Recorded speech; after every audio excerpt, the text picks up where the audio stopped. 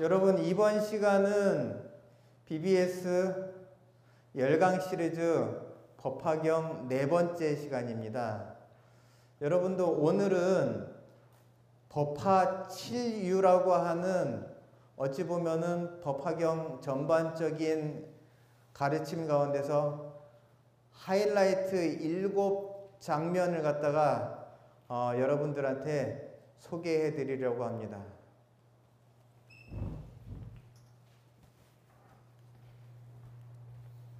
모두 이 앞을 주목해 주시기 바라겠습니다. 여러분들 칠판 함께 읽겠습니다. 시작. 법화 7유 중 첫 번째 제3 비유품의 삼거 화택류 그랬습니다. 여러분, 법화경 하면은요, 법화 7유라고 해가지고 법화경에 7가지 비유법문이 있습니다. 비유라고 하는 것은 어려운 것을 갖다가 쉽게 설명하기 위해서 비유를 들은 겁니다. 그렇기 때문에 여러분들 이 비유법문 7가지 중에서 첫 번째가 뭐냐? 28품 가운데서 세 번째 품이 비유품이거든요. 그 비유품의 삼거화택유라고 하는 그 비유인데요. 함께 읽겠습니다. 시작. 문이 하나밖에 없는 불난집에 30명의 자식들이 놀고 있다. 그랬습니다. 여러분들, 비유예요. 문이 하나밖에 없는 불난집 이렇게 되어 있습니다. 그러니까 불난집이라고 하는 것이 마치 우리 이 번뇌로 가득 차 있는 욕계, 색계, 무색계, 즉 육도 중생이 살고 있는 그곳을 갖다가 불난집으로 비유를 했고요. 그런데 그 불난집에서 빠져나오는 문이 하나밖에 없다는 거예요. 그 이야기는 뭐냐? 이 번뇌와 고통으로 가득 차 있는 이 삼계, 욕계, 색계, 무색계를 갖다가 불난집에 비유를 했지만 여기서 온전히 빠져나올 수 있는 방법은 오직 한 길, 오직 하나의 문. 그 문이 뭐냐면은 부처돼야지만이 이것이 온전히 빠져나올 수 있는 곳이지, 문이 다른 길이 또 있는 것이 아니다라고 하는 그 이야기를 하려고 문이 하나밖에 없다라고 이렇게 얘기했습니다.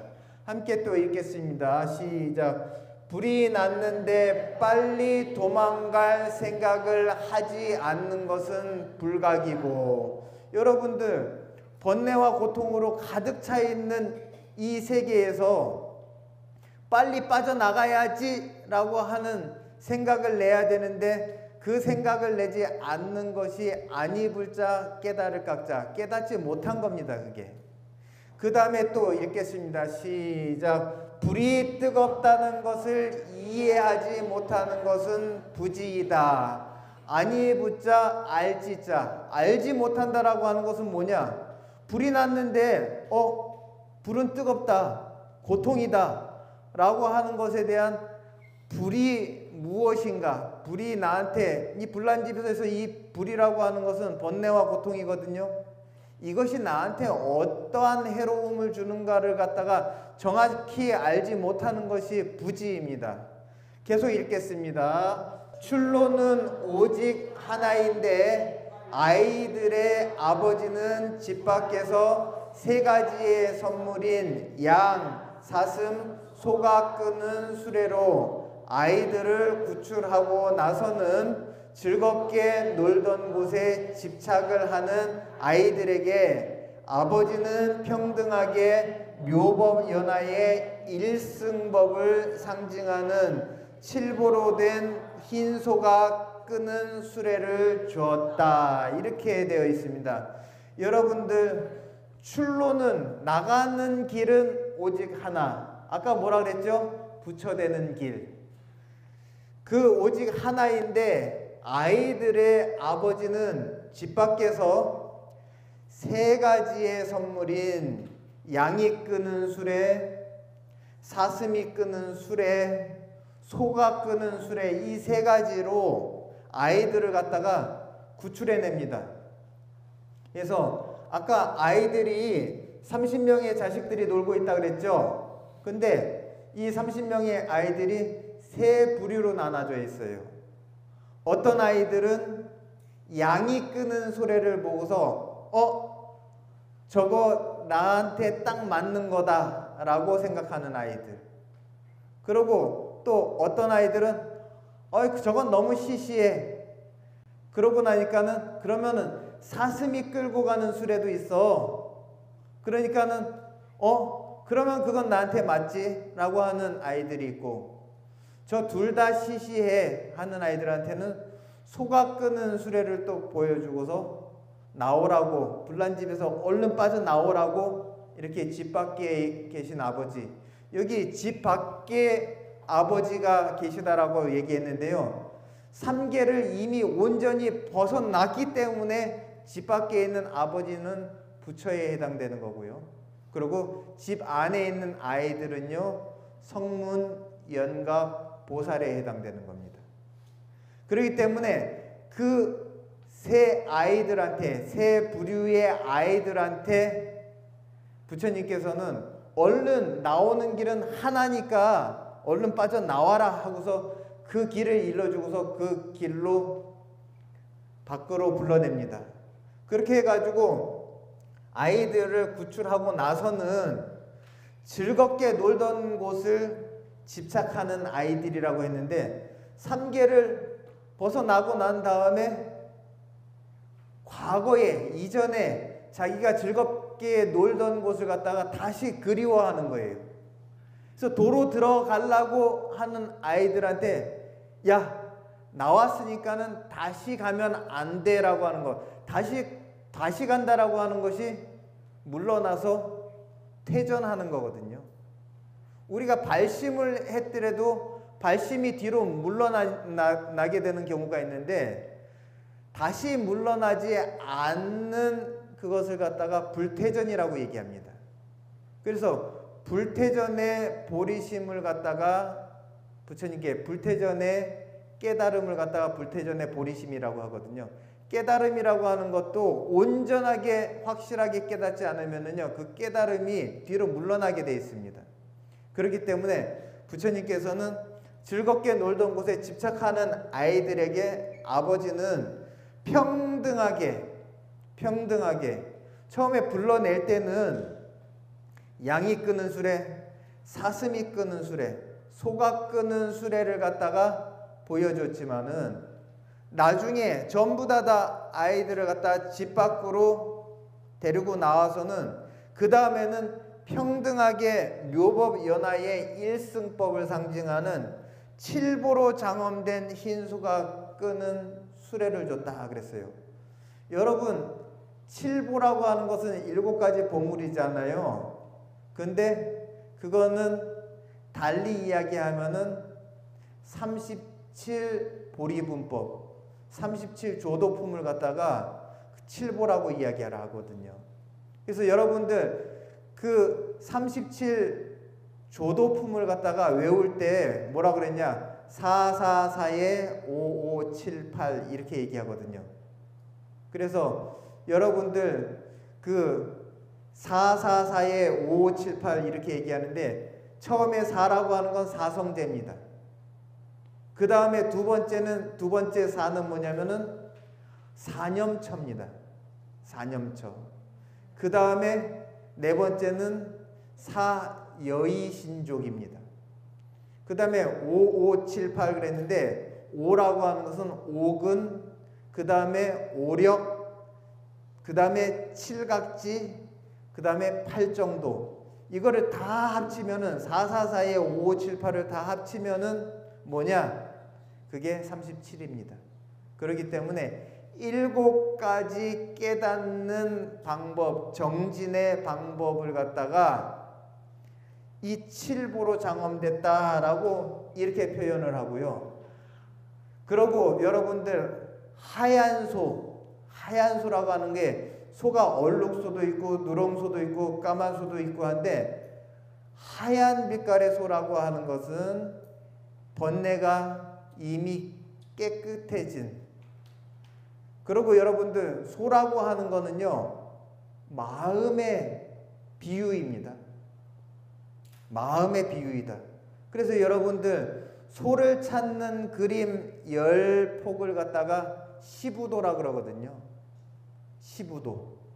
그래서 처음에는 소를 찾아서 나가는데 소를 딱 찾아보니까 소가 너무 제멋대로여가지고 소를 갖다가 이제 콧뚜레를 뚫고 그러고 길들이기 위해서 여러 가지로 노력을 합니다.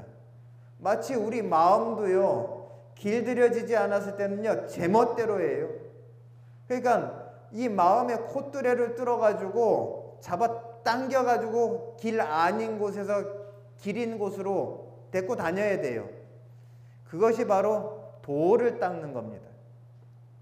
그래서 나중에는 소 등에 올라타가지고 이것을 어디로 가라고 하지 않아도 올바른 길로 가는 것, 시키지 않아도 마음이 다른 곳으로 가지 않고 바른 길만 가는 것, 그 상태로 우리가 길들이는 것. 그 다음에 나중에 보니까는요, 마음이라고 하는 것이 실체가 있는지 알았더니 악한 마음 따로 있고 선한 마음 따로 있는지 알았더니 마음을 들여다보니까 이 마음이라고 하는 것이 비어있고 실체가 없더라 해가지고 나중에 보면은요, 10번째 그림은요, 소도 없고 소를 길들이는 사람도 없어요. 아무도 없습니다. 그래서 빈 그림만 그려져 있어요. 그래서 그런 것을 갖다가 봤을 때 이 소라고 하는 것은 마음을 상징하는 거예요. 그런데 흰 소라고 하는 것은 이거는 부처님 마음을 갖다가 이야기하는 겁니다. 아셨죠? 그래서 이것이 첫 번째 비유입니다.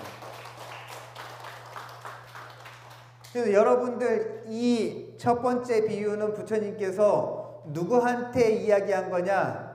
부처님의 10대 제자 중에서 지혜제일이 사리불존자입니다. 그래서 사리불존자님한테 부처님께서 이 비유를 갖다가 이야기하면서 너희들은 성문제자다, 아라한 제자들이다. 근데 니네들이 지금 깨닫고 니네들이 얻은 그 아라한이라고 하는 게 최종의 목적지는 아니다. 결국 이 삼계에서 온전히 빠져나오고자 한다면은 부처의 길로 가야 된다.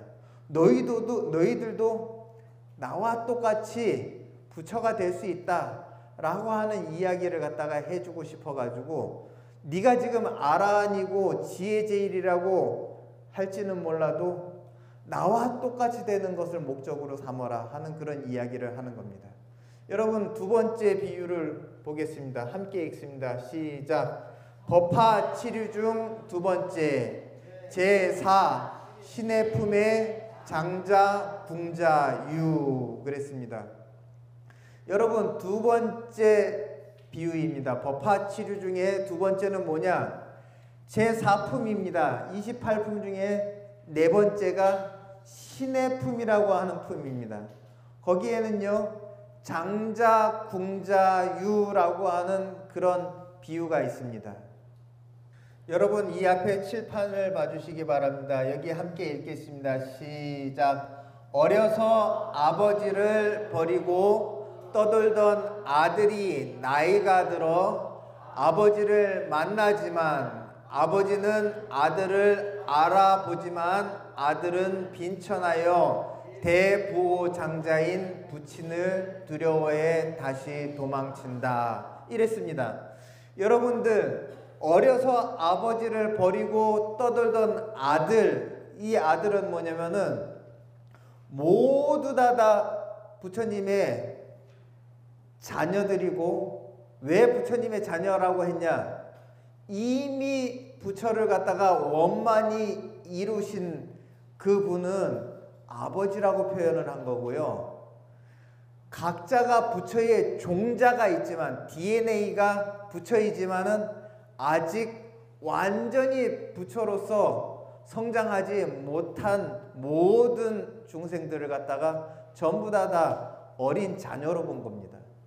그래서 여긴 뭐라고 그랬냐? 어려서 아버지를 버렸다라고 하는 건 본인이 부처의 종자인데 부처의 종자를 갖다가 잃어버린 거예요. 본인한테 있지만은 본인은 이미 그게 저 밑에 덮여져 있어가지고 그거를 갖다가 까먹은 거죠.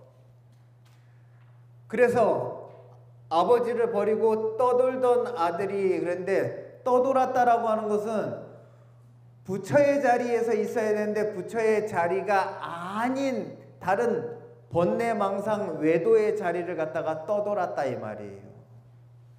그 다음에 보게 되면은 아들이 나이가 들었다는 게 시간이 지나고 보니까는 이 번뇌 속에서 살던 그 삶을 갖다 후회하게 돼가지고, 그래서 아버지를 만나지만은 아버지를 갖다가 만났는데 부처님을 갖다가 다시 찾고 바른 길을 찾긴 찾았는데 아버지는 아들을 알아보지만 아들은 빈천하여 그랬습니다. 그래서 부처님은 이 중생이 나의 자녀이고 또 결국에는 나와 같은 종자이다라고 하는 부처님은 알아봤지만은 그 아들은 빈천하다라고 하는 것은 이미 부처님의 법대로 살지 않아가지고 죄를 많이 짓고 복을 지은 게 없어서 박복하다 이 말입니다.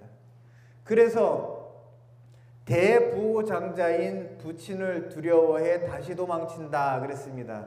그래서 대부호장자라고 하는 것은 부처님을 대부호장자에 비유를 한 거거든요. 그래서 부친을 두려워해 가지고 부처님이 지은 죄가 많고 박복하니까 부처님이 두려워가지고 다시 자기가 죄짓던 삶으로 돌아간다 이 말입니다. 함께 또 읽겠습니다. 아버지는 아들을 다시 찾아서 걸음 치우는 일부터 시킨다 그랬습니다. 여러분들, 아버지가 다시 도망친 아들을 찾아와 가지고 맨 먼저 무엇부터 시키느냐? 내가 네 아버지다 하니까는 놀라서 도망갔단 말이에요. 어떻게 저렇게 고매하고 부유하신 분이, 지체 높으신 분이 어떻게 나같이 천박한 사람의 아버지가 될 수 있어? 이건 분명히 무슨 그 안에는 무서운 일들이 있을 거야 라고 해서 공포심을 내가지고 도망갔단 말이에요. 근데 아버지는 아들을 다시 찾아와서 이제는 걸음 치우는 일부터 시킨단 말이에요. 여러분, 걸음이라고 하는 것은 더럽고 냄새나는 거 아닙니까? 걸음을 치운다라고 하는 것은 뭐냐? 그것은 바로 번뇌와 고통을 갖다가 소멸시키는 일부터 시킨다 이 말이에요. 바로 네가 부처니까는, 바로 네가 부처의 아들이니까는 성불해라 이 얘기를 갖다가 처음 했더니만은 놀래서 기겁해서 도망갔단 말이에요.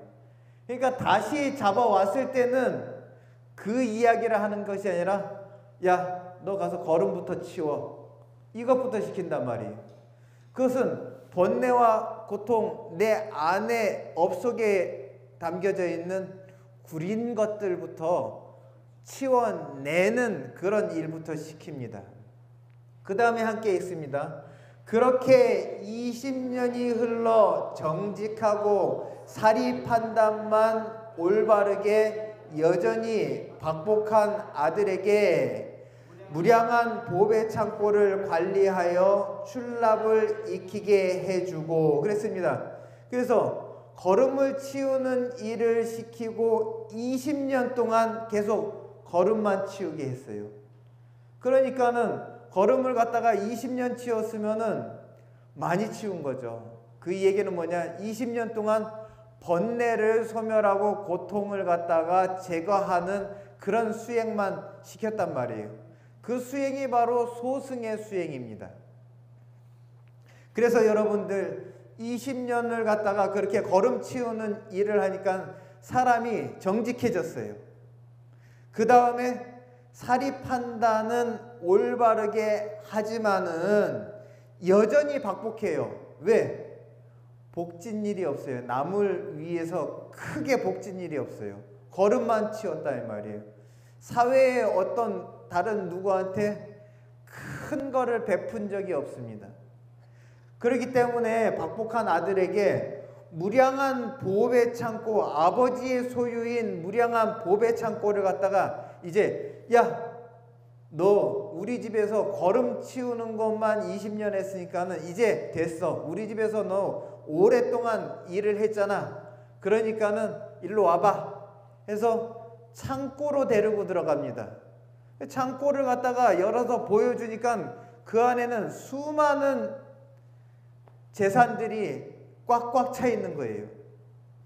그것을 갖다가 보여주면서 출납을 갖다가 야, 여기서 쌀을 꺼내가고, 그리고 여기서 옷감을 꺼내가고, 그리고 또 벌은 돈은 또 이 안에다가 또 넣고 하는 출납을 갖다가 가르치는 거예요.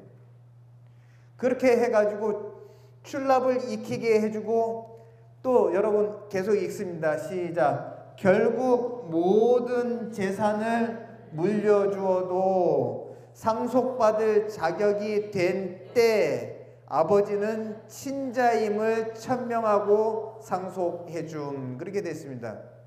그렇게 여러분들 처음에는 우리 집에 데리고 와가지고 이 울타리 안에서 20년 동안 허드렛 일만 시켰어요. 그래도 부잣집에서 20년 살았기 때문에 이 집에는 어느 정도 익숙해졌단 말이에요. 그 다음에는 제일로 중요한 그런 금고, 창고에 데리고 들어가 가지고 이 안에 우리 집 재산이 다 들어있어 라고 가르쳐주고, 비밀번호를 가르쳐주고, 또 여기서 무엇을 꺼내가야 되는지, 또 무엇을 집어넣어야 되는지 출납을 갖다가 익혔다 그랬어요. 그러니까 부처님 법이라고 하는 것이 사람들한테 복을 나눠주기도 하고, 또 사람들한테 또 많은 복을 갖다가 또 받아서 또 다른 곳에 또 회양해 주기도 하고, 또 깨달음을 집어넣고 또 사람들한테, 중생한테 또 회양을 하고 하는 그런 보배 창고를 갖다가 맡겨서 넣고 빼는 일을 갖다가 시켰단 말이에요. 이 이야기는 뭐냐?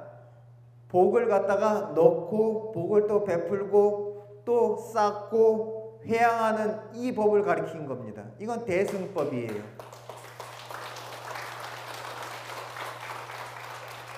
그래서 이제는 상속을 해줘도 된다라고 하는 자격이 갖춰졌을 때 비로소 아버지는 세상 모든 사람들한테 사실은 이 사람은 내가 50년 전에 잃어버린 아들이었다. 그런데 하도 박복하게 살다 보니까는 나는 아들을 알아봤는데 아들은 아버지를 잃어버렸으니 내가 데리고 들어오면은 도망치고 데리고 들어오면 도망치고 자꾸 이렇게 해가지고 일단은 데리고 와가지고 가장 낮은 일부터 시켜가지고 단계 올라가가지고 이제서 모든 자격을 갖다가 다 갖췄으니 내가 이 아들한테 친자이다라고 하는 것을 세상에 만천하에 공개를 하고 이 모든 것을 다 물려주겠다. 이렇게 한 것은 뭐냐면은 결국은 가장 핵심인 법은 일체 모든 중생이 전부 다 부처가 될 가능성이 있고 모두가 다 하면은 된다. 모두가 다 하면은 부처가 된다라고 하는 것을 갖다가 여기서 가르쳐 줬습니다. 그래서 법화경의 비유 가운데서 가장 또 많이 이야기가 되고 또 가장 또 유명한 비유이기도 합니다. 여러분들 이 칠판을 봐주시죠. 함께 읽겠습니다. 시작. 법화 치류 중 세 번째 제5 약초유품의 3초 이목유 그랬습니다. 여러분 법화 치류 가운데 이젠 세 번째입니다. 이 세 번째 비유는 28품 가운데 다섯 번째 품인 약초유품이라고 하는 그런 품의 이 세 번째 비유 이름은 삼초이목유라고 하는 비유입니다. 삼초라고 하는 것은 세 가지 약초고 이목이라고 하는 것은 두 가지의 나무를 갖다가 이야기하는 겁니다. 함께 읽겠습니다. 시작. 열애의 진리를 머금은 설법을 비구름에 비유하여 차별 없이 일체의 비를 뿌리지만 초목은 종류와 성질에 맞춰 자라서 꽃과 열매를 맺는데 그랬습니다. 여러분, 열애라고 하는 것은 이제 부처님을 달리 열애라고 하죠. 그래서 부처님의 진리를 머금은 하나 가득 가지고 있는 설법을 비구름에 비유했다 그랬습니다. 비구름에. 여러분, 화엄경에 보면은요, 화엄경의 보살 단계 중에서 십지의 10번째, 십지보살의 가장 높은 10번째를 갖다가 법운지 이렇게 얘기하거든요. 법법자 구름운자. 그건 뭐냐면은요, 열애의 진리를 갖다가 하나 가득 머금고 있는 그런 구름. 그래서 그 구름은요, 곧 만천하에 비를 뿌릴 거거든요. 그러면은 그 법운지라고 하는 이름은요, 이 법화경의 약초유품을 보면은 쉽게 이해할 수 있는 이름입니다. 그래서 비구름이라고 하는 것이 나중에 비를 내리게 되면요, 차별 없이 비를 내립니다. 그래서 차별 없이 일체의 비를 뿌린다라고 하는 것은 부처님께서 설법을 할 때요, 모든 중생을 이롭게 설법을 하지 누구한테만 이롭게 하기 위해서 법문을 하지 않는다는 겁니다. 그렇지만은 초목이라고 하는 것은 중생에 비유하는 거예요. 중생은 초목에 비유했습니다. 종류와 성질에 맞춰서 자라서 꽃과 열매를 맺는다 그랬는데, 부처님 법문을 듣고서요, 본인의 종류와 성질에 맞춰서, 사람들도요 여러 종류의 사람들이 있지 않습니까? 부유한 사람, 배움이 많고 적고, 건강하고 건강하지 못하고, 인물이 있고 인물이 못하고, 여러 종류의 사람들이 복이 다 제각각입니다. 그래서 그 사람들의 성질에 맞춰가지고 부처님 설법을 듣고서 본인한테 해당되는 방향으로 그것을 갖다가 받아들입니다. 부처님은 금강경을 갖다가 설법하고, 법화경을 설법하고, 화엄경을 설법하고, 천수경을 갖다가 설했지만은요, 어떤 사람들은요, 자기의 마음의 깨달음의 철학을 높이기 위해서 이 법화경을 쓰는 사람이 있는 반면, 어떤 사람은 세상의 모든 삼천대천세계의 복을 나 혼자 받기 위해서 법화경을 갖다가 독송하는 사람도 있습니다. 그렇기 때문에 어떤 것이 올바르고 올바르지 않은 것은, 부처님은 올바르게 전부 다 평등하게 법화경을 설했지만은요, 그런데 이 초목이라고 하는 우리 중생은 각자의 종류와 성질에 맞춰 가지고 그렇게 성장해 가지고 나중에 꽃과 열매를 갖다가 맺는데, 어떤 꽃은 욕심 하나 가득 머금고 있는 그런 꽃이고, 어떤 꽃은 순수하고 맑고 아름다운 또 꽃이 될 수 있고, 그래서 꽃과 열매를 갖다가 각자의 업대로 맺는다 이 말입니다. 그래서 여러분들 여기 한번 계속 보도록 하겠습니다. 함께 읽겠습니다. 시작. 아래 등급의 약초는 인천승을 비유한 것이고, 그래서 여기 보면요, 약초를 갖다가 그 상중하로 나눴습니다. 대중소로 나눴는데요. 그래서 작을 소자, 그리고 작을 소자, 약자, 풀초자, 작은 약초. 그래서 아래 등급의 약초는 무엇이냐? 부처님의 비를 똑같이 맞았는데 어떤 약초는요, 자라나가지고 그 가치가 아래 단계의 그런 가치를 가지고 있는 약초들이 있거든요. 여러분들 보면은요, 약재상에 가서 보시면은요, 귀한 약재가 있고, 그리고 흔한 약재가 있잖아요. 근데 흔한 약재는 아래 등급의 약초에 이제 이야기가 되어지는데요. 인천승이다. 부처님의 가르침을 기껏 받아가지고 사람으로서 잘 살고 천상에 올라가는 것을 갖다가 목적으로 하는 것은 아래 단계다, 이렇게 얘기를 합니다. 그 다음에 또 읽겠습니다. 시작. 중간 등급의 약초는 소승의 성문 연각의 이승을, 이렇게 얘기했습니다. 그래서 이 약초 가운데서 이제 중간 단계의 약초, 그래서 우리가 약재상을 갔을 때 그래도 어느 정도 중급에 해당되는 그런 약효를 가지고 있는, 귀하지도 않고 그렇다고 흔하지도 않은 그냥 그런 약초는 무엇이냐? 우리가 대승이 아닌 소승. 소승의 목표는 자기 자신의 이고등락입니다. 그래서 나의 고통을 소멸해 가지고 굳은 일만 없으면 즐거움이니까는, 그래서 즐거움만 얻으면은 그걸로 만족한다 하는 그것이 바로 소승이거든요. 소승에 해당되는 그런 분들을 갖다가 사성제를 갖다가 통해서 자기의 고통을 소멸한 분은 성문, 그리고 부처님의 12연기 법문, 12연기 법문이 무명으로부터 시작해서 생로병사 우비고뇌까지 가서 끝나거든요. 이거는 고통이 생겨나는 단계를 갖다가 정확히 관해가지고 그 고리를 끊어서 고통을 끊는 것이, 그것이 연각인데요.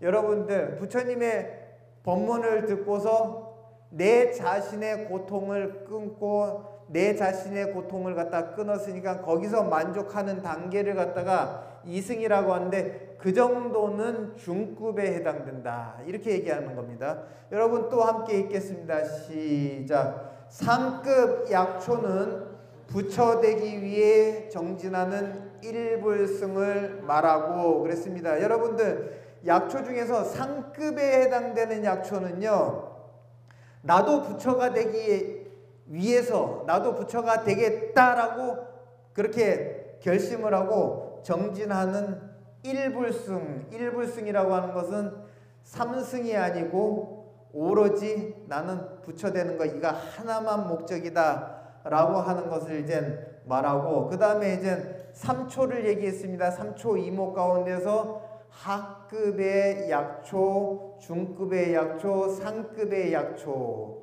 그랬단 말이죠. 여러분들 그 한의학에도 보면은요, 거기에도 보면은요, 약초를 갖다가 상약, 중약, 하약으로 이렇게 나눕니다. 그래서 하약이라고 하는 것은 어떤 특정한 증세가 있을 때 그 증세만 해당되는 약입니다. 그렇기 때문에 내가 지금 몸이 춥고 이 오한이 들었다, 이 오한 한기를 갖다가 몰아내는 그 약은 그때만 먹어야지 평소에 먹으면은 부작용이 있는 약입니다. 그런 것을 하약이라고 합니다. 그래서 또 중약이라고 하는 것은 독성은 없지만은 그렇다고 해가지고 또 평소에도 먹을 수 없는, 아무 때나 먹을 수 없는 그런 약을 갖다가, 그것을 갖다가 이제 중급에 해당되는 이제 그 중약이라고 얘기합니다. 그 다음에 상약은 뭐냐?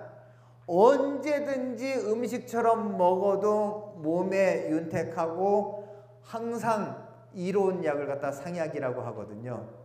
여러분들 이와 같이 여기서도 마찬가지로 아래 등급의 약초, 중간 등급의 약초, 상급의 약초 해가지고 아래 등급의 약초는 인천승, 중간 등급의 약초는 성문연각의 소승에 해당되는 이승, 그 다음에 상급 약초는 부처가 되기 위해 정진하는 일불승을 갖다가 이야기하고요. 그리고 여러분들 여기 함께 보도록 하겠습니다. 함께 읽겠습니다. 시작. 작은 나무는 초지보살을 말하고 큰 나무는 번뇌와 분단생사를 끄는 칠지 이상의 보살의 비유, 이렇게 했습니다.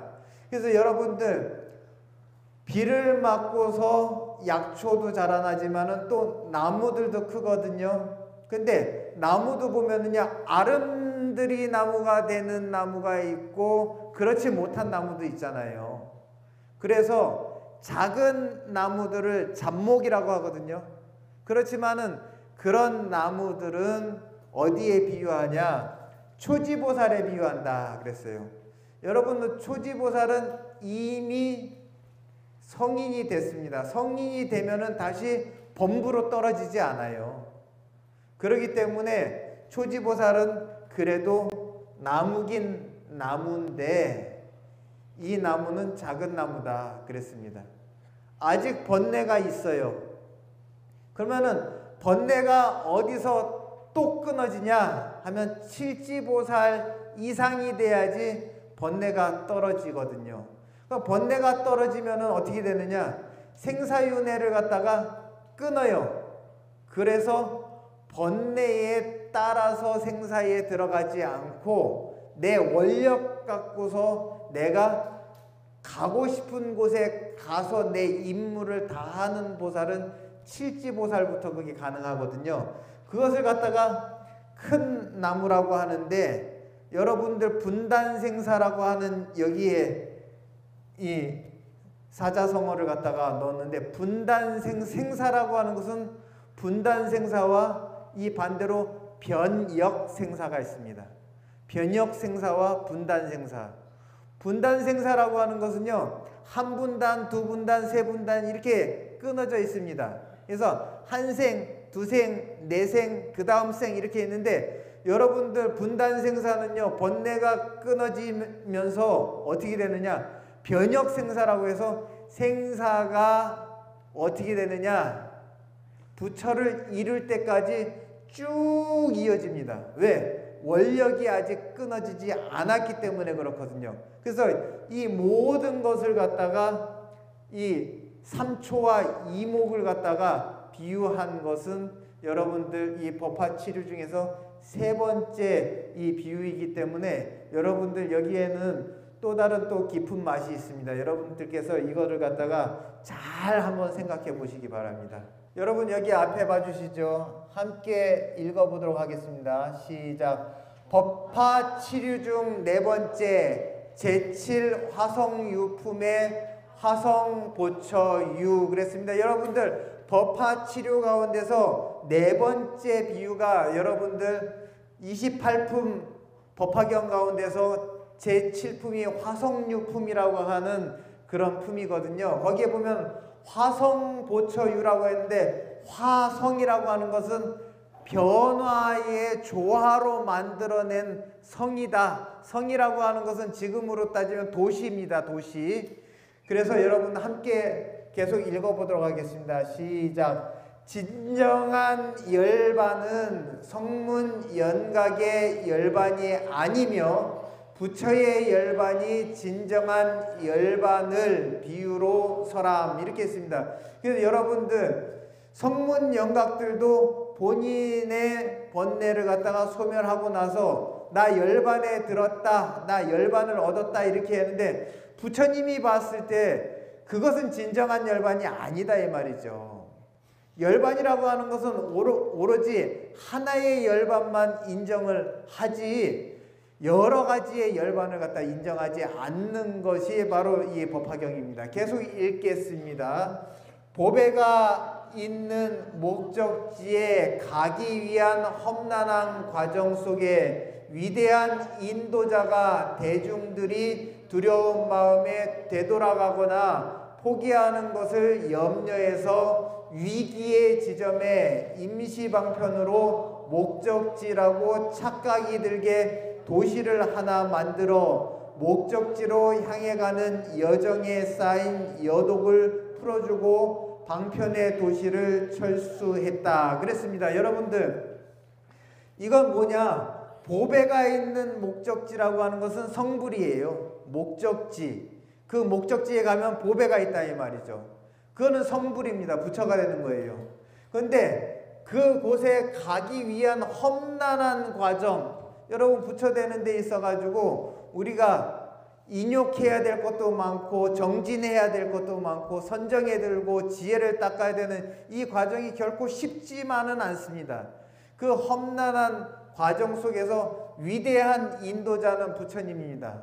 위대한 인도자가 대중들이 두려운 마음에 되돌아간다든지 나 부처 안 할래, 이거 너무 힘들어가지고 안 할래라고 그런 마음에 되돌아가거나 포기하는 것을 염려해가지고 이 위기의 지점, 많이 되돌아가는 지점에다가 여기쯤 오면은 그거는 성문의 열반이야, 이쯤 오면은 번뇌가 다 소멸한 거야 라고 이렇게 정해줘가지고 그 위기의 지점에서 임시방편으로 목적지라고 착각할 만한 그런 도시를 하나 만들어가지고 목적지에 완전히 다 터미널에 가기 전에 중간 기점을 만들어 준 거예요. 쉬라고. 그래서 거기서 충분히 쉬고 쌓인 여독을 갖다가 이제 풀고 나면은 그 방편의 도시를 갖다가 없애요. 중간 기점을 없앤 다음에 너 여기서 전부 다 휴식을 취했지? 사실은 여기서 온 만큼 한 번 더 가야 되는데 우리 가자. 이렇게 하는 것이 바로 법화경에서 부처님이 설법하신 성문, 연각, 보살, 너희들이 지금 여기서 번뇌가 소멸됐다고 해서 여기서 주저앉았는데 사실 니네 여기서 쉴 만큼 쉬었으니까는 나 따라서 부처 가는 데까지 가자 라고 이 설법을 갖다가 한 것이 바로 법화경이다라고 하는 그 이야기를 갖다가 여기서 했습니다. 여러분들 여기 보시면은 첫 번째 비유 삼거화택류, 이거 반드시 기억을 해 주시고요. 이 삼거화택류는요, 부처님께서 지혜제일 사리불존자한테 이 비유를 갖다가 이야기한 거다. 그 다음에 여러분들 법화 7가지 비유 가운데 두 번째는 장자 궁자 비유인데요. 이 비유는요, 부처님께서 금강경을 갖다가 설법하실 때 같이 문답을 했던 해공제일 수보리존자한테 이 비유를 갖다가 설법을 했습니다. 그리고 여러분들 이 세 번째 비유는요, 부처님의 상수제자 중에서 부처님 열반에 두시고 난 다음에 부처님 법을 갖다가 물려받은 가섭존자, 마하가섭이라고 하는 가섭존자한테 설법을 한 그런 비유입니다. 그 다음에 여러분들 이 네 번째 화성유품은요, 많은 성문 대중들 모두한테 해당이 되기 때문에 그 모든 성문 대중들을 갖다가 대상에다 두고서 요 비유 법문을 했습니다. 그래서 여러분들 법화 7류 가운데 7가지의 비유 가운데서 오늘 이 시간에 여러분들 4가지 비유를 살펴봤습니다. 여러분들 다음 시간에는 나머지 3가지 비유를 갖다가 더 면밀히 살펴보고 이 법화경을 갖다가 이해하는 데 있어 가지고 여러분들 기억 속에 남는 이 비유, 그리고 비유가 그냥 이야기로 끝나는 것이 아니라 그 본뜻을 갖다가 더 잘 기억하고 더 잘 이해하는 그 수단으로서 여러분들 가슴속 깊이 남았으면 하는 그런 바람을 갖다가 말씀드리면서 오늘 이 시간 마치도록 하겠습니다. 감사합니다.